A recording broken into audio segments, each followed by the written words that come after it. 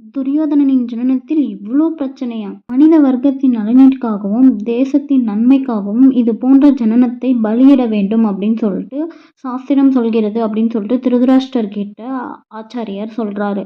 எல்லாருமே இதை பத்தி கலந்தோசிச்சுட்டு இருக்கும்போது ஆச்சாரியார் என்ன சொல்றாருன்னா, பிறக்கவிருக்கும் மற்ற குழந்தைகளால் எந்த பிரச்சனையும் இல்லை. ஆனால் இவனால் அனைவருக்குமே தீங்கு நேரிடும் அப்படின்னு சொல்லிட்டு துரியோதனனை கொன்னுடலாம் அப்படின்னு சொல்லிட்டு திருதராஷ்டிரர் கிட்ட சொல்லிட்டு இருக்காரு. ஆனா திருதராஷ்டிரருக்கும் மனசே இல்லை. யாரு தாங்க தம் குழந்தைய தானே கொல்லுவாங்க? இந்த மாதிரி கூறிக்கொண்டு இருக்கும் போதுதான் துரியோதனன் அங்கு ஜனனம் எடுக்கிறாருங்க. துரியோதனனும் பிறக்கிறாரு. ஆச்சாரியார் சொன்னது போலவே துரியோதனன் வளர வளர அவனுடைய தீய செயல்களும் அட்டூழியமும் அதிகரிச்சுட்டே இருக்கு.